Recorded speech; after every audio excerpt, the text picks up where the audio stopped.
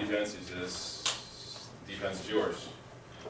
And he gave me the defense right at first. And then about back in 2000, before the 2008 season, he said, let's think about changing it up. Go see what you want to change it to.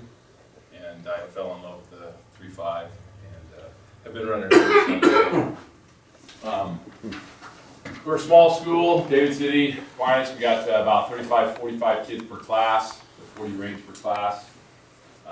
Get about 55 kids out for football though, freshman through senior year. Very successful program, and it's home, but we do what we can. All our players play both ways for the most part. We try to play as many kids as we can. Some years we can play as many as 25 kids a game, but sometimes that number gets down to under 20. And we just got to do what we do.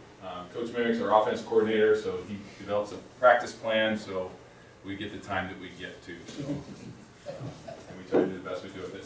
But I am of the philosophy, I am the 3-5, fits my personality. I'm a very aggressive person, a very loud person,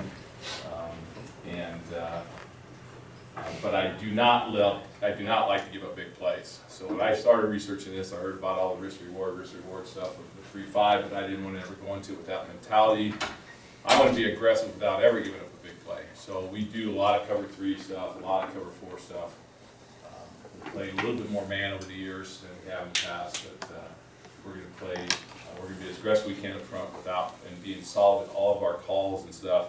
That we know how we're going to take away things and keep things in front of us. That's our philosophy. So that's what I'll go with. Like I said, I'll go through some of this stuff real fast. This is just the defensive side. Coach Mimick, obviously been at Aquinas 27 years, very successful. He told me his stat today on the way down here. I got to sit in the car with him for an hour and a half. It's not always the best thing, but he said, because he's a number, I'm a CPA, but Mimick knows numbers more than anyone I've ever seen before. So I don't do stats very much at all. I don't finance at all. One stat means something to me, and it's the wins and losses. That's it. But anyway, so he told me his stat today, 15 out of his 25 years at Aquinas, he's been rated top 3 or higher. So we've been very successful. I've been with him for 22 of those years. So on defense, obviously he runs our offense. He's our quarterback's coach. But defensively, he just basically high-handed cars on one to run at us, and he coordinates that for me. And then he walks around and interrupts different drills. Kids off the track on the back lines of our drill and stuff. But defensively, I'm our defense coordinator. I'm defensive backs coach. I want to be real safe on top, so I coach those guys. Dan Metler and Mark Pellon. Mark's been with Ron every year. Dan is new. He went to Peru State. Real good young gun-ho guy.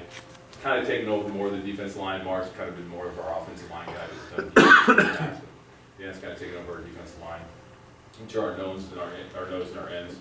Kenny Pellon, been Mark's younger brother, is all state linebacker at Aquinas too. He's been with Ron ever since he got there too. He coaches our inside 3 guys. We call them Bucks. And Matt, Ron's son, coaches our outside linebackers, or Dogs. And we have a couple of volunteer assistants that show up, and I'm not sure what they do, but they help out a little bit. Their line coach, I think they help out as much as they can with the line and when they're up in the box for Okay, so why we run it, again, the only stat that I ever keep track of myself personally and know that year in and year out is the final win-loss record and whether we won the game or lost the game and how we played that game. So we've been relatively successful. Had a son that I had 2 sons go through the system so far, kind of played that defensive end, outside linebacker, buck position. And my oldest son was a junior here and a senior here, so this is semifinal year. And then so he never made it to the state. Then my other son was freshman, sophomore, junior, senior, and those were all 4 state championship years, and with a runner-up here in the middle. But I remember telling my son after this one, my oldest son after this one, say, Zach, sorry we couldn't get you here. You never got a chance to be here. You were a big part of this how I developed this defense. And he said, don't worry about it, Dad, you've been running this now forever, you know how to adjust everything. And I'm not sure I know that, but so we've adjusted over time is what I'm trying to get at. But we've grown quite a bit in the defense, quite a bit over time. This last year, we had a huge step. Lost a great senior class here. All 3 new DBs, 2 of our 3 inside guys new, both outside guys new. Had 2 returning linemen that played a little bit for us. A couple of DBs played a little bit for us. But basically turned over most of our defense, about 75% of our defense. Our only two losses were a 15-12 loss to O'Neill and a 21-14 loss to Newman, who was the runner-up. So felt pretty good about that. But anyway, so again, same thing you heard from Norfolk. Get the best athletes on the field. We'll quit through this a little bit quicker, more speed on the field. It's balanced. That's what I like about it. We were unbalanced defense before this one, and I always had to adjust with motions and different things. And, had to flip a lot of guys. I don't flip any defense guys except for possibly we might flip a corner to play a wide side or a better receiver, and or I might flip our dogs, to a stronger dog in the field, or a weaker dog in the boundary, that type of thing. So we don't change very much. Again, 6 in the box. Love the fact we get to cover shotgun centers, see shotgun centers all the time, and make them worry about, and we're in their face as quick as we can, as fast as we can, and we think that causes some problems on occasion. Especially when we face it. Not so much anymore. There's a lot more experience at the shotgun center now. And we were coming from a 5-man front, so it worked well for us, a slanting 5-man front, and we kept the slanting part of it. So, okay, again, we slant. We slant our front three all the time. Every play they're slant for the most part.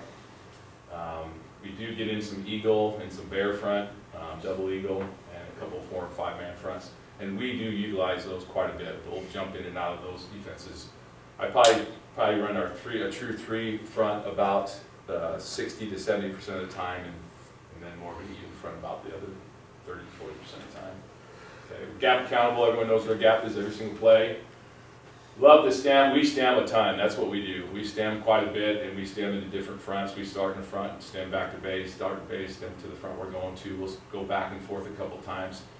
The better stemmers we have is the more experienced line we have. Like Norfolk said, they didn't have very experienced line. They didn't stem that much. If I have one really good kid up there that can control things up there, we stem all the time. So, and then obviously we're going to blitz quite a bit every single down. Different combinations, keep them guessing where it's coming from. And we're no huddle too, just like all the offenses. We just like call them to give a signal from the sideline. One guy gets it, we call it out loud, and no one leaves their spots. They're ready to go right away. So, again, some of our philosophy again is to be solid on the perimeter. Not giving up the big plays. We're going to set the edge.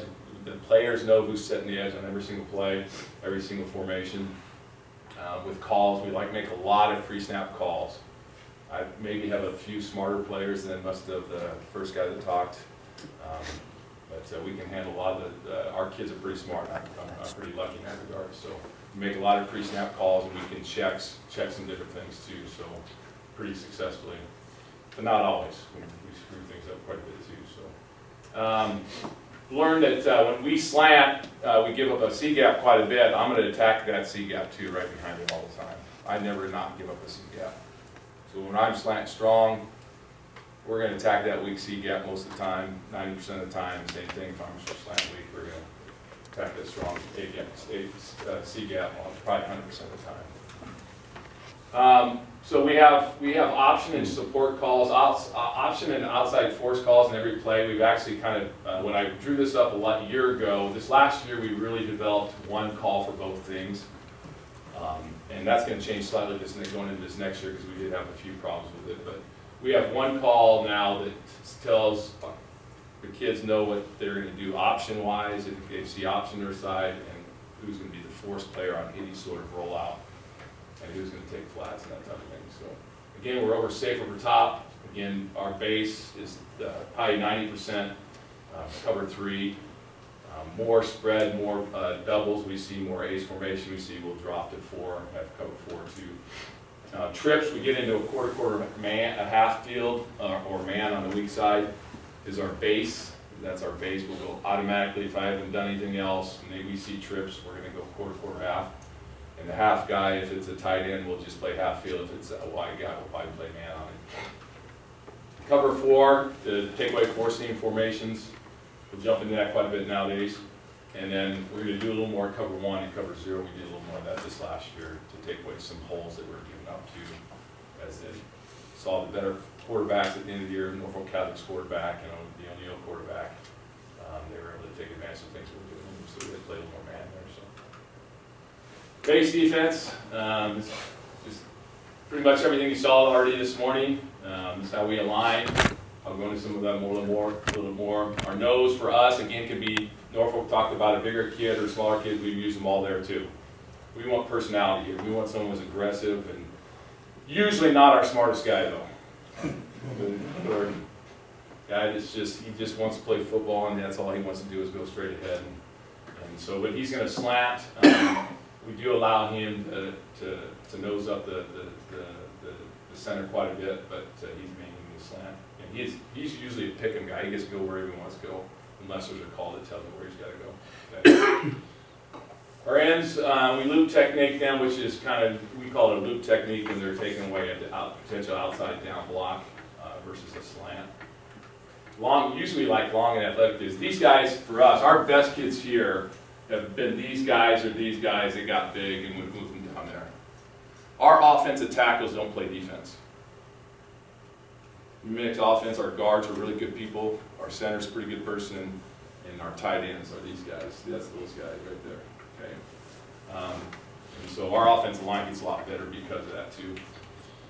They're not; those guys aren't having to play there on the defensive side just because of numbers reasons. Our dogs, again, we played. I had 2 years ago. I had a 6'3" kid out there, and or 3 years ago, 6'3" kid out there, and then I had the other side was a little Pelon kid, about 5 foot nothing. I'm not sure I'll tell you what. So we played a lot of good different guys, but they're very good in space. Bucks and Monica obviously are bigger guys, tougher linebackers. Corners, I just tell them to worry about pass until that ball is in the air. Until that ball crosses line of scrimmage, then they can play run. In our free, though, we use quite a bit. We run the alley quite a bit with this guy. He's a filler, especially on option stuff. He's going to fill quite a bit of the alley, and he is a kid that comes up and likes to hit for us. Last year, 2 years ago, 2015, he's a little bit slight of build, but he could run. He could really run. They're down 3, again, our nose, same thing you guys just saw. He's a pick 'em guy. We let him go, tell him most of the time go strong, but he's going to pick him, change it up on him, and he can use it go straight ahead. Should be good for us. Again, same thing. Okay, just a little bit of look here, and I'll try to point out a little few things. This would have been, Oakland Craig, that was 2 years ago. Okay, so our base front. Here's a stemming, just a little bit. Okay, stemming, we're going to stem into what I call an under call. This backer's going to walk up here, and these guys shift them in. And we get a lot of guys. I think our first 3 plays against Norfolk Catholic this year, we stemmed in all 3 plays. They jumped off sides. They started first and 20. Whoops.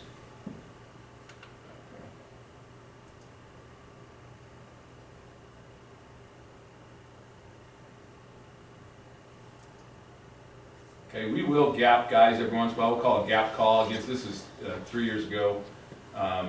We'll gap call quite a bit, so you'll see our nose or our ends lined up in gaps and 4 eyes and that type of stuff every once in a while. This kid is in a gap here. That's where he was going to go, so he lined up there. We give him that option on occasion, or I'll call that. Just whoops.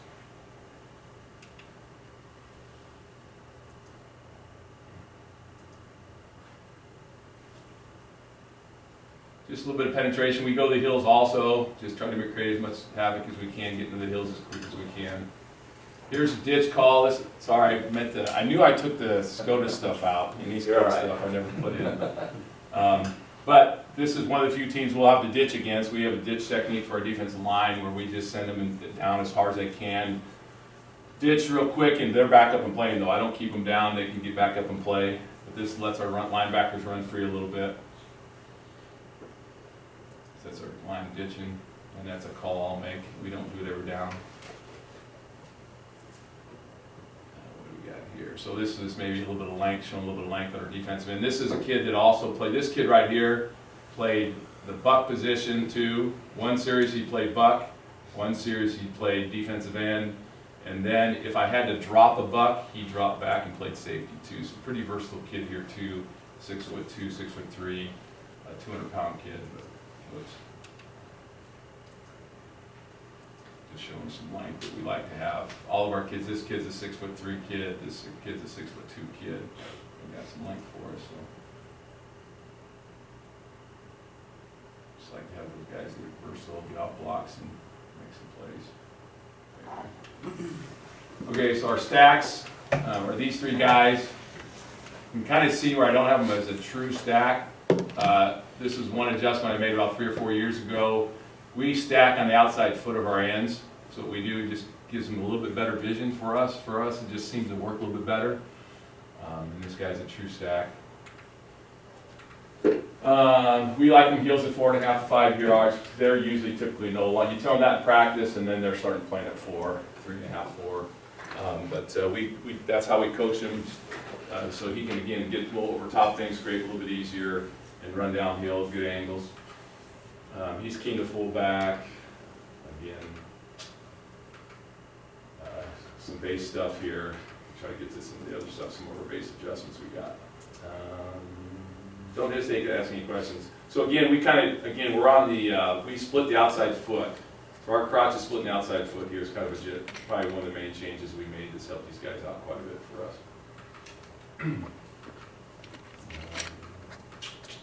Nature here. Okay, again, talked about prowling. We must prowl too, because with these guys, I tell them they can't sit still very often at all. These three guys are constantly moving. This is a real wet game. This is the same. This is 3 years ago. Played this game team first year of the game. It was a 6-7-0 overtime game, 6-0 overtime game, and then we played in the state championship that same game and beat them about 3 or 4 touchdowns. So this is a real muddy game, first game of the year. We move around as much as we can. So you can see these guys, and these three guys are as aggressive. These guys, you can see all three of these guys in the football too.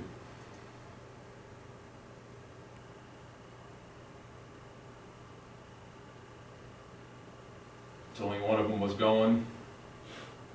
And 1, 2, 3, all three of them were there making the play. So again, this is just a blitz call. It's one of our just an inside blitz call for this buck. Just being aggressive, taking on the block. And then just getting the drops. That's just being aggressive up top.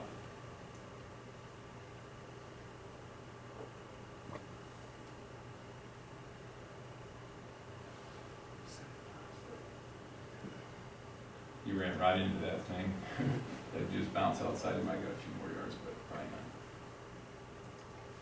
not. Okay, so our dogs, this is how we align them. I am playing around a little bit with our closed side dog a little bit. This next year might change him up a little bit, but this is typically how we coach them.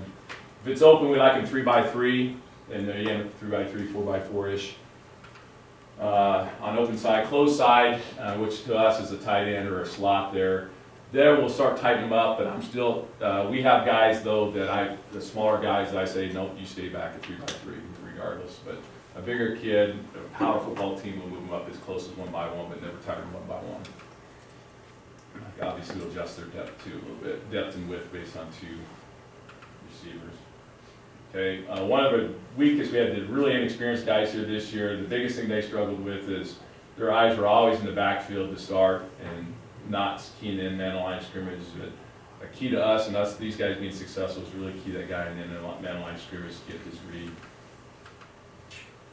Just here's an example. This is the Palon kid. This is a big power football team, Battle Creek. We weren't supposed to win this game. Again, they're just tough to block in space. This tight end, he's off his body, so he's off about one off, but he's about 2 or 3 wide. But just tough to block in space. It's kind of what we look for here. Kids out here that aren't going to be blocked, that will take on a kick-out block. But this kid's not going to do it. He's just going to work around him and play. So just a little kid out there, a strong kid. Okay, again, our corners. I'm an inside. I coach our DBs. We're safe over top. We're going to play inside on wide receiver guys, so we're going to be 7x1 inside. That's where we start. Better we get, we're going to move up a little bit. Okay, on the cloud side, the closed side, we're gonna be, no wide receiver, we're gonna be 5 by 2 on the tight end. That's kind of where we're gonna be. We have a drill where we key the in-man line scrimmage, get our keys. So this guy's eyes are right here to the backfield, his eyes are right here to the backfield. And we do a drill every single day. These guys are just doing a key read off those guys, so. Our freeze and alley play runner for us, 10 yards depth at most. He's going to split the width of the offense for the most part. We don't get outside the tackles very often with him. He's going to key the quarterback. Quarterback's under center. We're going to key him on or off the line of scrimmage. Is he on or off the line of scrimmage? If he's on the line of scrimmage, he's on his run right now. If he's off the line of scrimmage, he's sitting. Okay. Again, he'll be a shuffle technique if he's off. If he's on the line of scrimmage, he's going to be running. And now they're in the shotgun a lot more. As soon as they're showing that on the line of scrimmage type action with running back, he's downhill right now. He's keying the tight end as he goes. Okay, his eyes go straight to the tight end. If he releases, he'll hit him and run. 2 years ago, city championship game, just some DB work here, just kind of showing you some different things. Got good kids. It's easy to coach when you got good kids. We're never gonna. I always teach my DBs. We're not gonna intercept the 5-yard out. We're just gonna go tackle it, try to attack his outside hip. That was a little bit inside, but here's a decent job. The kid he's going to tackle that route right there. He's not going to worry about intercepting, get his hips to the outside, and make him go back inside. Here we just break it up. That's the best we're going to do right there on that route.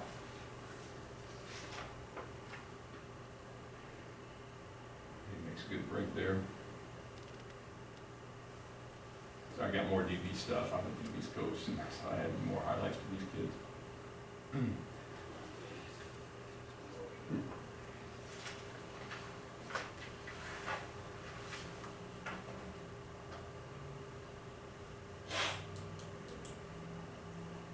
That's the same thing over again.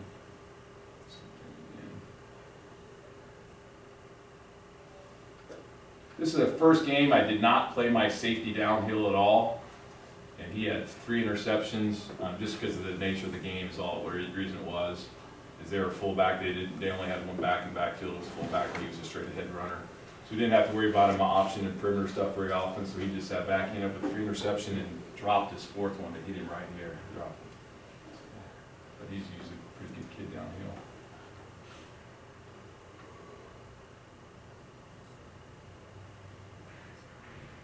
This last one.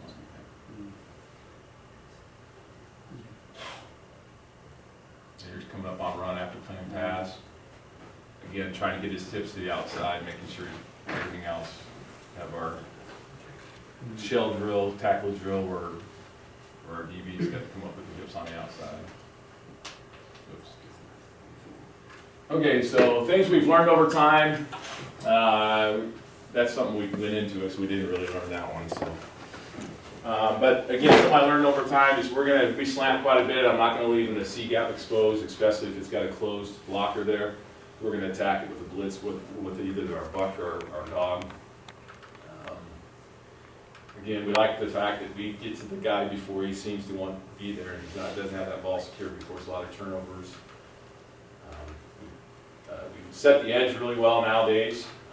We're going to attack and occupy C gap. We got our solid calls for option. We got our solid calls for any sprint out. The kids know what they're doing. It seems to have helped us pretty good. Okay, and we always have base adjustments. There's certain formations we have a base. If I didn't give them a check, they know if they see a certain formation, they know exactly what to get into. We have about 4 or 5 of those, and then based on scout, if we see those, I might change those up. Okay, so this is our base stuff. Again, just our slants. Our calls are pretty simple. It's a strong call. Okay, base call is the ends are in C gaps. Nose gets to pick them. Usually going to go strong. Strong call, they're going to slant strong. Weak call, you're going to slant weak. These guys are not the smartest guys. You've got to tell them exactly where to go. Okay. And again, if they're going inside, if these guys are going inside, one of these 2 guys is going to go. One of these 2 guys is going to go. We will always stem, when we get into an eagle, it'll always be a stem look, and we kind of walked up this guy to take away the bubble, take away the look of that openness, so he walks up quite a bit of the time, kind of cover up that little bubble there, And normally this guy's gonna be blitzing here. You might blitz opposite every once in a while, so. It's just the look of a bubble. Again, this kid is a buck that's now playing defensive end. I think this is him. So he's used to standing up, so when he stems, he's usually standing up the whole time. He never gets down when he stems, but that's what he's doing. But it's just getting into an eagle look.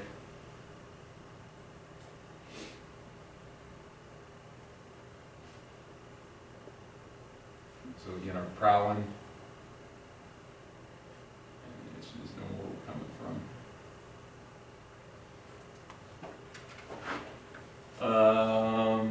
Okay, so these are some of the things we do besides our three-man front. Okay, well, bear. So undercall, we get into this quite a bit. When we've got a good, strong defensive team, we got a string offensive team that's a good C-gap team, C-gap, B-gap team. We'll get into here, move this end out on a tight end quite a bit. He's going to come back inside. Okay, we'll walk our buck up. Instead of doing an undercall, instead of walking this guy up, we'll walk that guy up, and then we can get more of a 4-3 look. Here's your underdog call. Tight end, this is a tight end up here, so again, you'll see this defensive end out here, line shifted up. This is a real small guy, and he's open, so he doesn't worry about walking up very much. But it's an underdog call to get this guy out over tight end. Usually, a lot of times I'll get into this on passing downs too, just so I can get a chip call, get a rope call on my defensive end ropes him, tries to keep on line scrim as long as he can.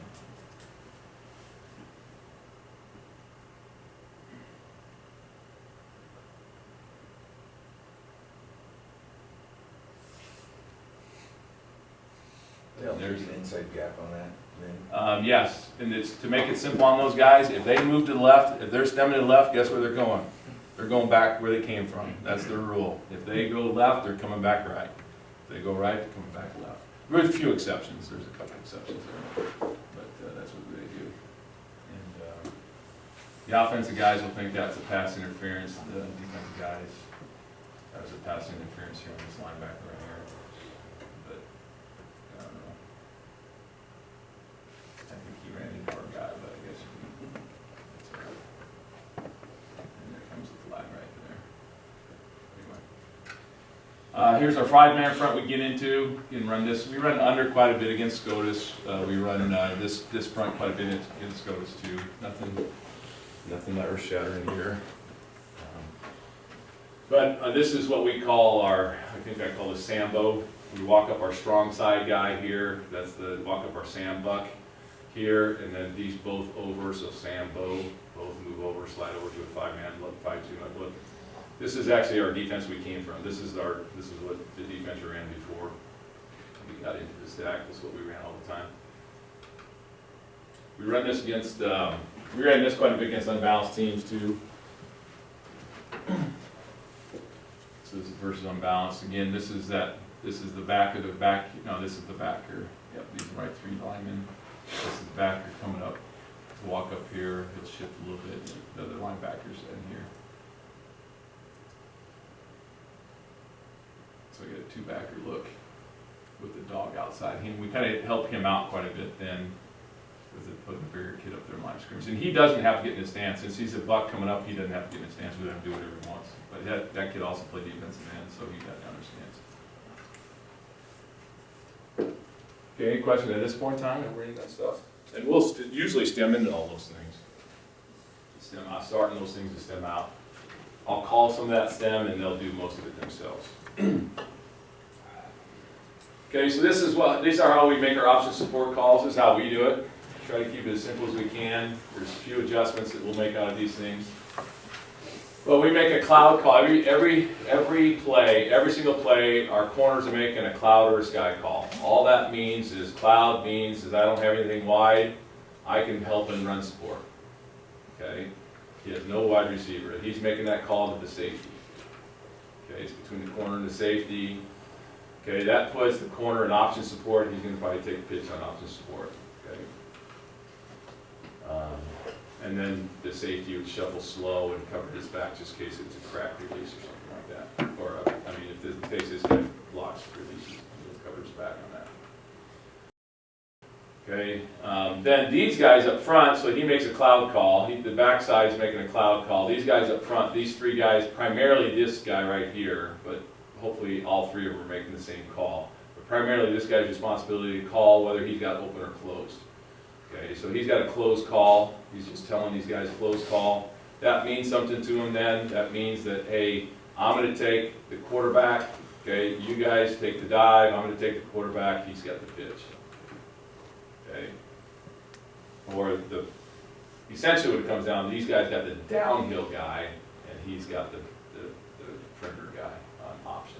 Okay? And then he'll take the pitch if we want. Okay, open for us. So these guys, this is our sky open calls. Sky, he's making a sky call now since he's got a wide receiver. The safety now knows, okay, I have a sky, I may need to help over here. Okay? But this guy now is an open call, the safety should hear that too, and we've kind of condensed this thing down to one call now. So the dog calls, he was calling sky, he's calling open here. The safety now knows, and since I got an open here, they really don't need me over here either. Okay, so I don't have to be too fast over there. Okay, and so the corner's out, he's not going to take any because he's going to be passed. Okay, the safety would take the pitch if it wasn't open. Okay, and then these guys are making open calls. Okay, that means that between these two guys, one of these guys is going outside, one of these guys, if he's going outside, he's going to go back, and then he'll take the downhill dive. Okay, and then he'll have pitch back. Okay, if I've got a stunt where he's going inside and he's going outside, which is the cut call, we can make an automatic cut call there. He'll cut inside, he'll cut off his backside, he'll have dive, and he'll have quarterback again. And then the dog would have the pitch. So we still see quite a bit of option yet. Sky close, this would be the toughest one, but this kid is, we train this kid every route good. He can be on the line of scrimmage usually by the time the play gets there, okay? Especially if this guy's gonna slow play a little bit. So we got a sky call again, so he knows, okay, I got to start thinking this side. He's gonna make a close guide, uh-oh, now I gotta really go, okay? So he's reading the quarterback, if he's on the line of scrimmage, he's going right now. He's gonna aim right at the inside hip of that tight end. We kind of work a banana run with him, okay? And he's gonna look at him, if he's blocking, he just keeps going. If he's releasing, he's going to collision him and run with him if he needs to. Okay. If he's on the line and hears a crack call, he'll pull off of it and then he'll replace him. So these guys are making crack calls on the run too. But okay. So he's thinking he's on pitch right now if it's perimeter here, and then close means again close doesn't change. These guys call the same thing. He'll take quarterback is all that means. Those guys can worry about taking that. So here's some option calls. I put the bad one in here this time. The same team, again, we played first game of the year, and they ran the same play, and we made a tap on the line of scrimmage. I think this first one's that one. So here's them. Let's back that up. See if I can get it right. Okay, so we have a close here. That's a tight end. They're actually got to close on both sides. Okay, I think. Okay, so he's slightly over here because his wide receiver here. This is tight here, I formation. Okay, so he's going to read him on the line of scrimmage, and he should start going. Hopefully his eye's here. Who knows? He sees the blocking, so he's going to keep going.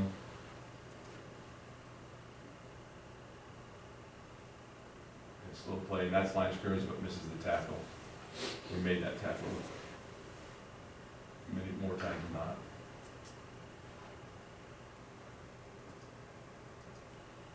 So again, double tight, flank. Okay. Again, he's a little bit smaller guy, he played a little bit wider. Okay. He's got quarterback. I think he might have been on a blitz there, but not sure if he just didn't read it. Probably on a blitz. But that's the safety coming down, right? That safety was just missed it. Okay, here is an open call. This would be an open call for us. And he was on a blitz inside. Okay, so this kid doesn't do the best job of keeping his eyes outside arm, but he knows that he would have any perimeter. He's going to take a quarterback or any first perimeter threat here.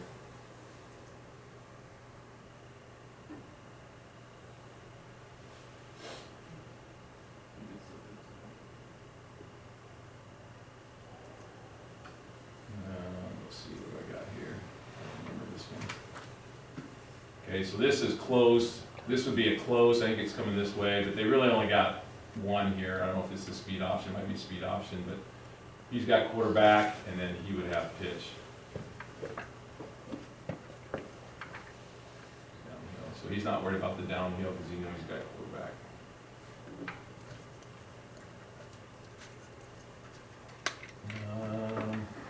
Force flats calls, again, those open and close in sky clouds, or the open and close are force flats calls also. Okay, so they're making the open and close. Okay, so basically, and this changes quite a bit for us based on scout, but our base is this, okay, is if we got a close call, he's gonna be the force player on any perimeter action. Because again, option, he's got quarterbacks, he's gonna force him right out. Any sprint out action, he's gonna be the force player, he's gonna be a flats player. Is essentially what it comes down to. Okay, unless it's trips, and then we have trips call adjustment. If it's open, if it's an open side, he's gonna take flats, because we wanna drop him underneath here, and they can sprint out. He'll take flats, and then he will, do I have that backwards? Buckle force, yeah. Buckle force, yep. And so, he'll take flats if it's open. If this spot's open, he's gonna take flats, and he will force on any action here. He'll be on a delayed blitz, essentially, is what he's gonna do. Let's see what I got here. I think this is what I got. So that's these two guys right here. This is actually an unbalanced offense this way. Okay, so we've downshifted, and I'll talk about my unbalanced rules here in a second. We've downshifted here, so he's still really got an open call because we've downshifted our line, I think. And so, no, this becomes a close call because we've downshifted, so this is a tight end to us. Okay, so he's made a close call. He should be the force player if this quarterback rolls out. I don't think he rolls out, so he ends up flattening it out, but you can see this kid then sprinting out to take flats.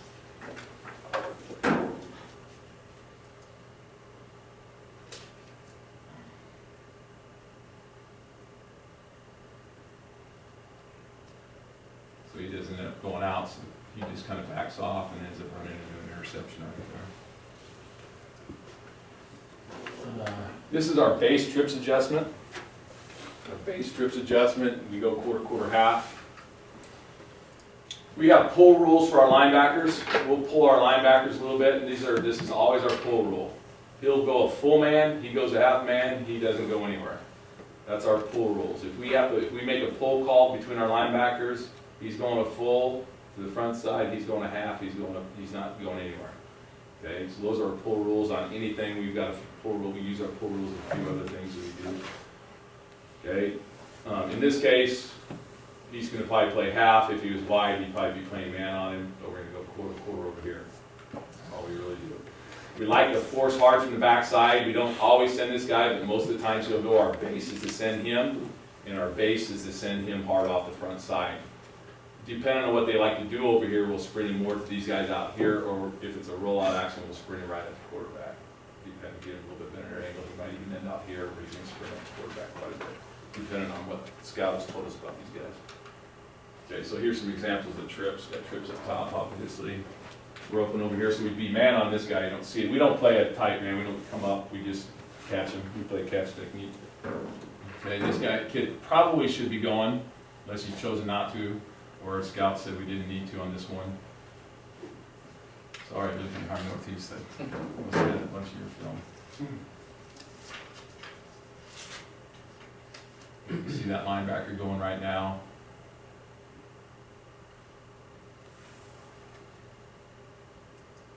So again, they're motioning the trips here. So he's going, saw the sprint out, and he's going at the quarterback. This is St. Cecilia. Got trips up top, and this is the dog. The buck's sitting out here just a little bit wider off the screen. You're going to see him running out here because I think he's just a quick throw out there, I think, if I remember right. But he's going to be on the move. There he is, the 60 is that guy. That was our safety coming down from the roll down spot.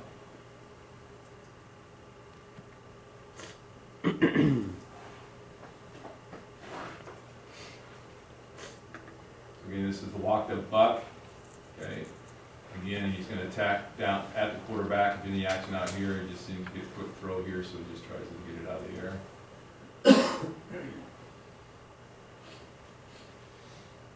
But that half step, that's our Mike linebacker making that play, or that half man, that helped him get there a little bit better.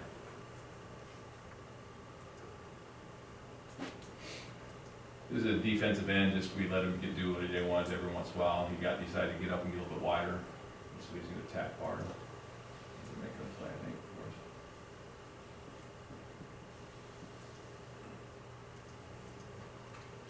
for us. Bunch of adjustments. It's basically trips, but we're going to walk this guy up on his nose, and he's going to be physical as he can with this kid to his outside on a blitz.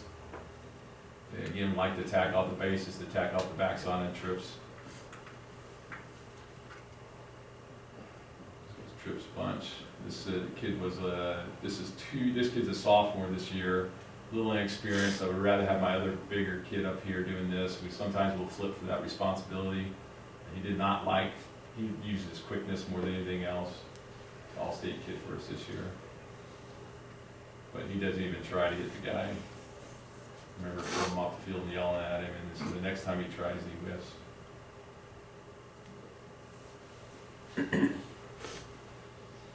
So this is him on the other side. We're in a bunch to him quite a bit. Whoops, I missed.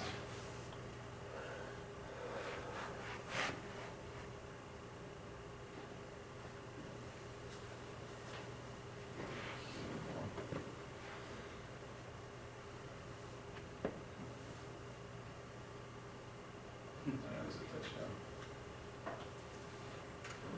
Okay, so doubles, again, this is where we'll get in our cover 4 stuff. Safety is going to alert the dog that he wants to carry. If I didn't call a check here, this is a check that I call, pre-snap. I'll give him a call plus a check. If I didn't call the check for, we're just going to play base, and he'll tell one dog, hey, I've got doubles here, I've got 4-seam threat here. You're going to carry him. If he goes vertical, you're going to carry him. Okay, if I had check call and we get this formation, that dog then becomes our drop. Usually we got a pre-designed dog that will drop for us, usually the boundary kid. Okay, and then we'll pull our linebackers, our pull rules. Okay, now this, he probably shouldn't have pulled, he should have probably sat here in half man, full man. Oops, let's see what we got here. I think we ended up in man over here though. Over here we stayed base, I think. And I think we're lucky we got this was a lucky play. We just guy dropped the ball, this could have been a touchdown. That was a safe, they turned that into a man over here where we played man, the corner went hard on the slant and he went up the field. Okay, ace, same thing, we got seams threats. This time he's not gonna alert a dog, he's gonna alert a buck. The buck's gonna carry the safety up, they're gonna carry him. If not, the dog will normally drop, but one year, we didn't have any our dogs aren't very good droppers, we'd actually drop a buck. Okay, one year this kid is the one that dropped and then these backers pulled. Okay. A lot of times we like to get in this formation, we like to get in an under front so that I can get a hands on these tight ends too. So here's this look. So here I think I called this one, let's see if this is which one I called it. Now you can see the communication between these two. He's going to take the safe, if he goes vertical, he's supposed to take him. The only reason I have this in here is because of that. I just want to show you the communication between the kids. He's alerting that buck, and the buck turns around and now acknowledges that I got him. Okay, he didn't have to go because he didn't go vertical, but that's what we're doing in ace. Empty. This is just one thing we do. This is just one thing. We don't see empty very often. If we see empty, I'll have something designed for it, but this is what we would go to if we had nothing else. If I didn't have it and we got surprised by empty, this is what we'd do. We'd go drop 4, we'd pull to the drop side, we'd go eagle so I can pressure as hard as I can right now, and this guy has an option of going 2. Okay, we're going to get after him right now. This is not what that is, but it's pretty close, and they fooled us too with trips. We can see our DBs getting all fooled here. This is actually an lineman out here, so he's not even eligible. So they kind of fooled us with this empty look, but we at least got some places where we can pressure hard. The kids up front knew what they were doing to pressure. This week we knew what we were going to do to pressure. Those two were going to go, and we got a quarterback's face right there. So we're going to bring it right now. Be aggressive rather than not. Okay. Unbalanced is what we're going to do. We're usually gonna get into an under front or a Sambo front, or actually, no, this is just a down call. Just made a down call, the line's gonna slide, the backer's gonna use their pull rules, he's not gonna move, and we'll go with the call. That's what we do with unbalanced, base unbalanced. Okay, and here's Battle Creek, quite a bit of unbalance. They were doing a ton of unbalance into the sideline and then run wide on us. This was before we caught that tendency. After this tendency, we quit downshifting into the boundary. Anytime they went unbalanced in the boundary, we didn't downshift. But by having this guy not go also, just downshifting these guys, that gives us this extra guy out there, and he's able to make a play out there for us. But it's just an example of unbalanced. But if he was more inside, he gets down blocked and then maybe get off there. Big, this is something we'll do against big. Okay, we'll kind of roll towards our walked up dog. And then if the action is that way, this is how we act. If the action is this way, he's gonna roll, but this is after pre-snap. So this movement right here, that movement right there was after the snap. Okay, so this is after the snap, they went this way with it, that's how we're gonna roll. If they went that way, we'd roll opposite. So we roll covers. Just one look here, I think this is it, guys. Sorry.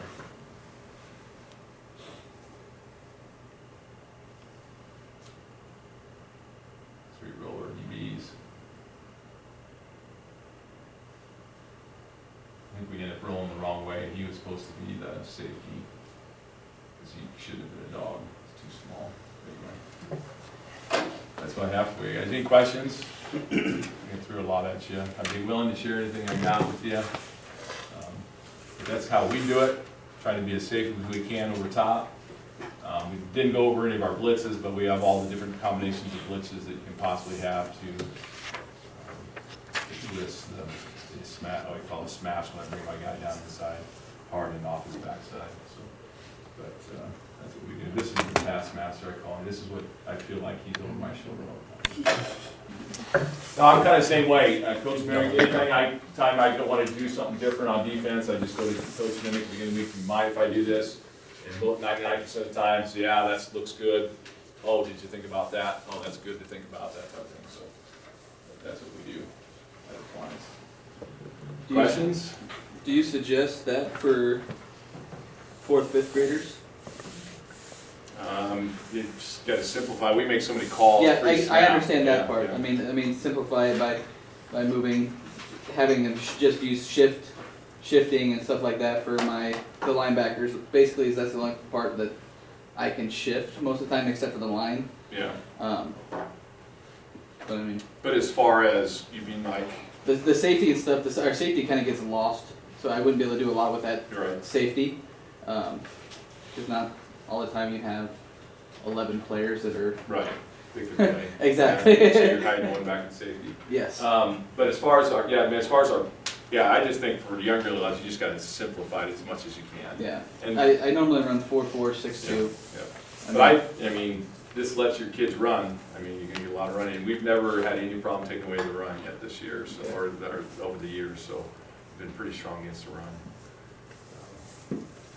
But this biggest weakness we had this year was the hole that was created behind kind of the inside on trips. We get a trips look, and there'd be a hole that our linebackers, or my linebacker, because a lot of times the front side linebacker is going, but we'll pull him off and not make him go. We'll send Mike instead, but we would leave a hole behind the blitz and linebacker on the front side trips that our Mike couldn't get to all the time. It's probably the biggest thing that we had struggles with this year.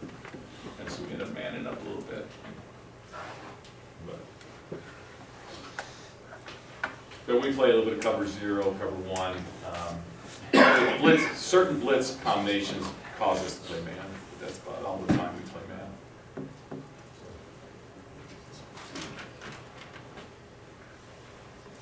Anything else? Pretty straightforward, nothing too crazy, but kind of just how we do it. Just try to get people kids to do the things we want them to do, and we generally have it. So. Yeah, my email's up there too. So, but Ron's there also. So if you ever need anything, don't hesitate to contact us. All right. Thanks.